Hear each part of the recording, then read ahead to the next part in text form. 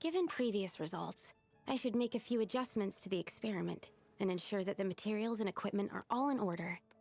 As for the potion I need to make... Oh, Traveler, Paimon, what brings you here? We're here to help with your task. We wanted to see if you could use some extra hands. My task? Oh, you mean the one Mr. Albedo told me about? The one from the Hexen Circle? Well, you're just in time. The experiment is ongoing, and I was just about to work on it. Ongoing? So, you've been working on it all this time? Yes. It aligns with other research topics I've been working on, so it hasn't been too much extra work. Still... What? Is there a problem with the experiment? I've been unsuccessful so far. Oh, so it keeps failing, huh? It's not as simple as just failing. The whole theoretical framework behind this task is a bit more complicated than I imagined. Oh, right! You still haven't told us what kind of experiment it is. One meant to develop a potion that can transform sweet flowers into a variant 16 times its normal size. That is to say, the formulation of Botanical Augmentation Reagent Type 4, Iteration 7. As you can probably guess, this is my 7th time running the experiment. Wow! So, basically, we need to make growth serum. Or the 7th version of one. Well, yeah, that's about right. This is my 7th attempt, but I didn't make many adjustments to the formula this time, because both the theoretical principles behind this experiment and the products of the process prove there's nothing wrong with it. But you haven't succeeded yet, right? Yes. I'm thinking that it's not my current formula that is wrong, per se, but rather, some other key element is missing. Oh! Then Paimon knows just what to do. Well, that's why we're helping out. Wait a second! Paimon is not an ingredient! We could try. It's just... I would need to adjust the ratios in the original formula, and that might make the potion even more unstable. No! We are not trying that! Just show us the original! Here it is. That said, I'm still missing 2 ingredients. Now that we can help with. What do we need to get? I need spring water from Springvale to use as the base, as well as Eye of the Storm fragments. But that last one could be tricky. We've got this! Let's go! Let's tackle the Eye of the Storm first.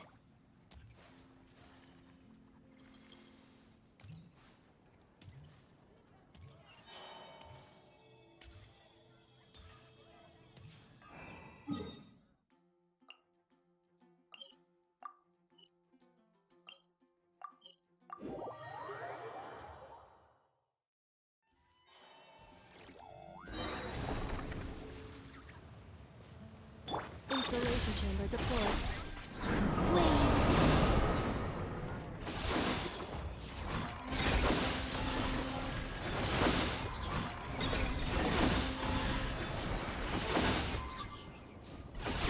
Alright, that's the first ingredient done! Wow, you two work fast. That step usually takes me forever. We can get the spring water down there.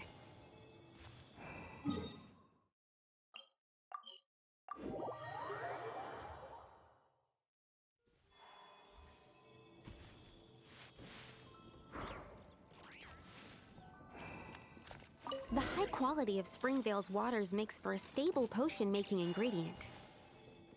That's all we needed, right? Yes, let's head back.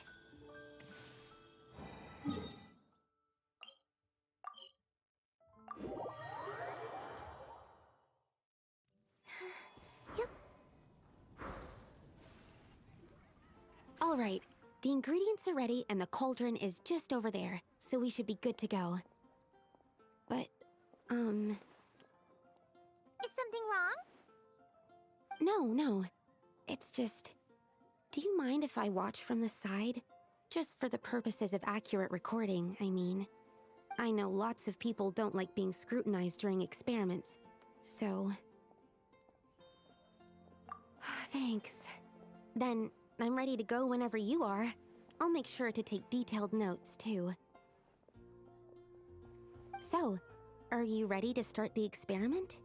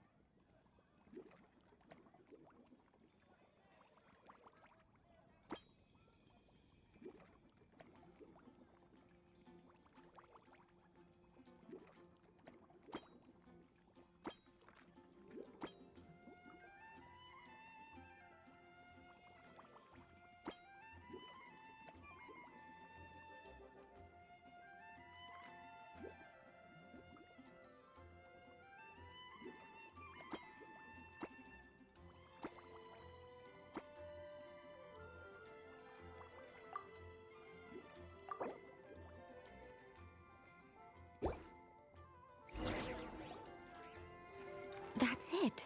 Your execution was perfect. Really?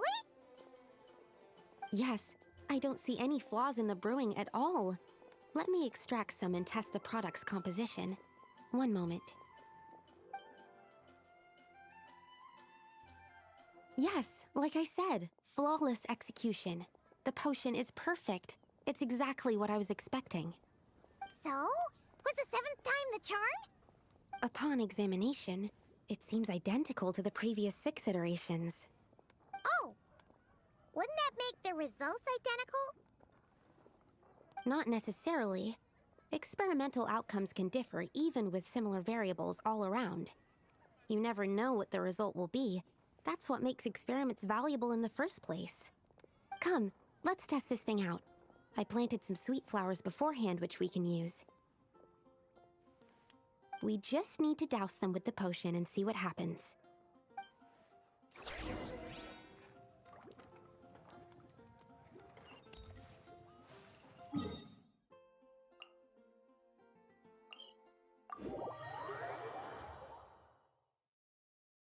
I love the snow. It's so beautiful and peaceful.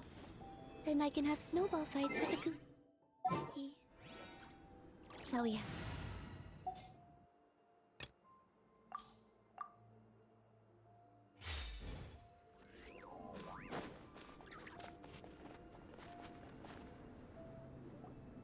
Alright, we poured the growth serum on the flowers.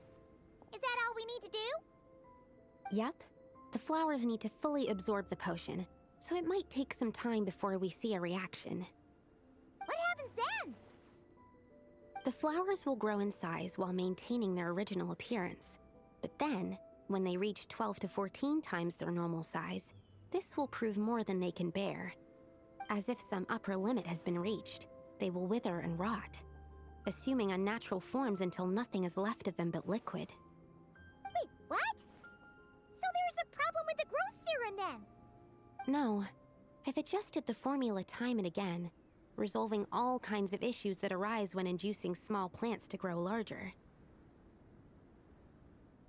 Issues like ensuring that the leaves don't get too large, strengthening root diameter and load-bearing capacity, calculating how the increase in surface area might affect sunlight exposure and nutrition. So, why isn't it working then? Because the flowers cannot transcend. As above, so below, is one of alchemy's guiding principles. Alchemy seeks mastery over matter, but this world has its limits.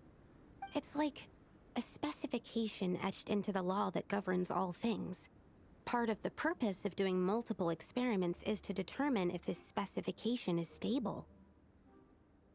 Exactly. It proves that the limit continues to exist. Okay, this is all a bit over Paimon's head, but basically, you needed the experiment to fail to prove that the limits and borders in this world are stable? Oh, what a weird experiment. Huh? Looks like one of the flowers is reacting. Wait a second. That's not a sweet flower at all. Careful! It's a whopper flower. It must have absorbed some of the potion. Wait, but that's happened before, and it's never gotten this big either. Can this mean... We can talk about this later. Let's get rid of it first.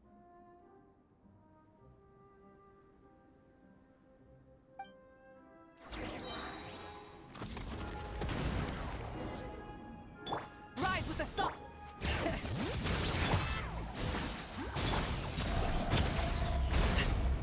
Swirl, Mark 2, absorption test, animal test.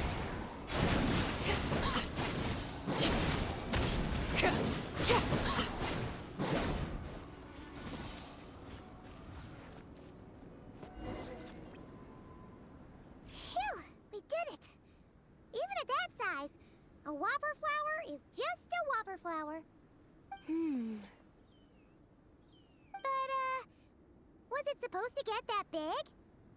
I could only make a rough estimate during the battle, but it looked at least 16 times its original size, maybe even larger. This means that the experiment worked. Wait, but isn't that a good thing? I'm still not sure what the implications are, but if further attempts succeed in reproducing this result, that means that something's different. Perhaps the limits and laws of this world are changing due to some unknown factor. I can't say if that's good or bad, but from an alchemical perspective at least, expanded boundaries means that more possibilities are now open to us.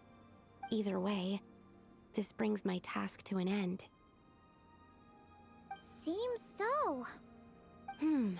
That said, it could also be an effect of the person who made the potion. There could also have been something special about this particular whopper flower. There's a lot that still needs to be confirmed, so I suppose this task opens the way for further questions. Well, we're here if you ever need some help. Just think about it! Paimon could probably beat a whole gang of treasure hoarders to a pulp if you were 16 times bigger! I have my doubts. The only reason the serum worked on the whopper flower was because its internal structure was similar enough to a sweet flower. If you drank some, you might become 16 times bigger, but you might also turn into a plant-based life form. Yeah, nope. That's not happening then. Oh, by the way, Paimon wanted to ask, why is all your research focused on things like sweet flowers and sunsettias? Oh, that's simple. Both sunsettias and sweet flower nectar taste sweet.